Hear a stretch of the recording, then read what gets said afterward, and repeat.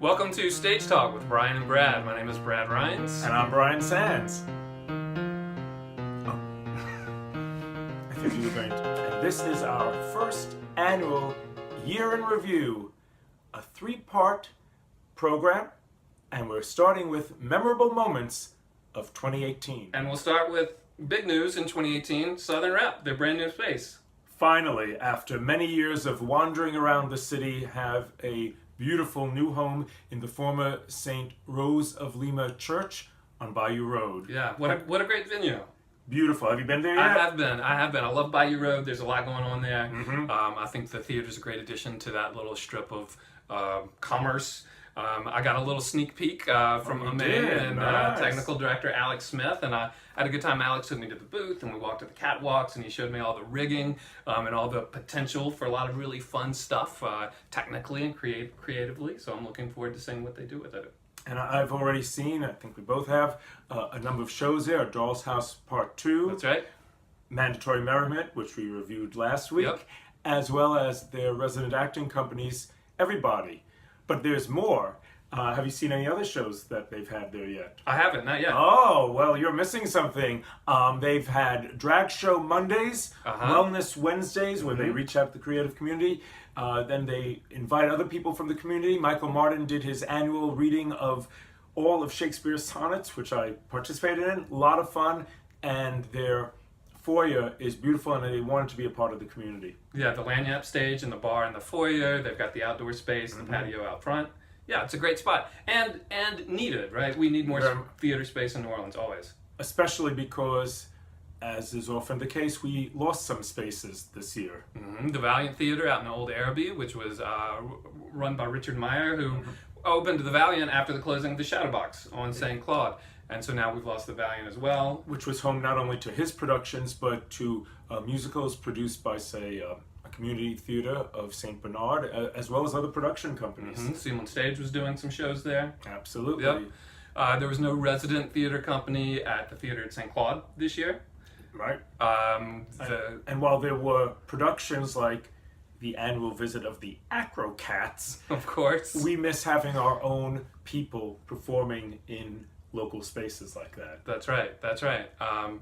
We also saw the disbanding of Cripple Creek Theater Company, the lefty socialist commie theater company, which was one of my favorites in town. Mine too. They did a lot of great work, and cut it short. They had one more show planned that they didn't get to. Partly because of financing, which is always a challenge in this town, which seems to have millions of dollars for sports teams.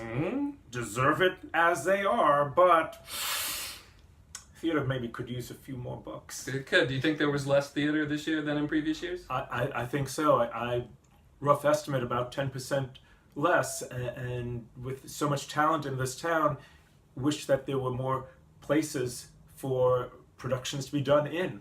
Sure.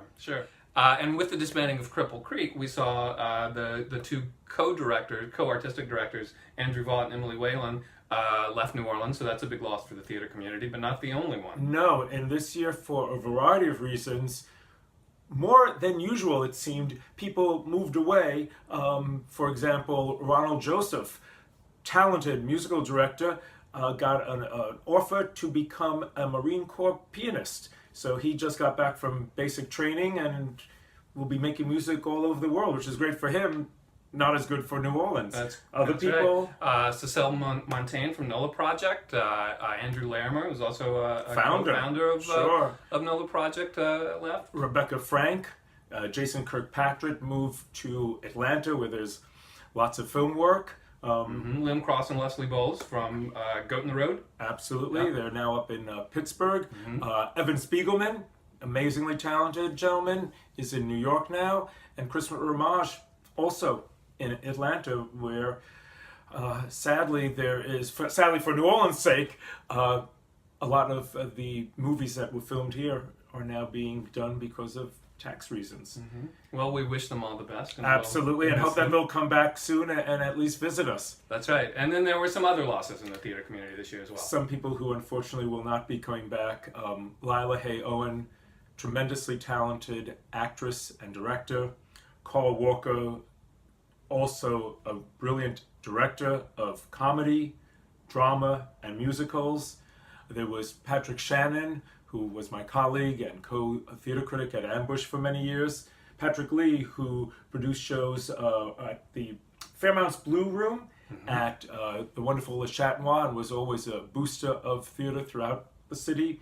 And Lisa Bowman, the legendary Lisa Bowman, and Tommy Elias, who did drag shows at Oz and around the city, including at Harrah's for many years, including a very memorable production of Chicago featuring drag. It was a busy year this year. It certainly was. We hope that 2019 will be similarly busy and similarly wonderful. That's right. So this is Stage Talk with Brian and Brad. Thanks for joining us for part 1 of our year in review. Stay tuned for parts 2 and 3. And we'll see you soon. That's right. For more Stage Talk, you can find us on Stage Beat New Orleans on Facebook. Like or follow to keep up with all the latest media coverage of New Orleans theater, including Stage Talk with Brian and Brad. We'll see you soon. Happy New Year.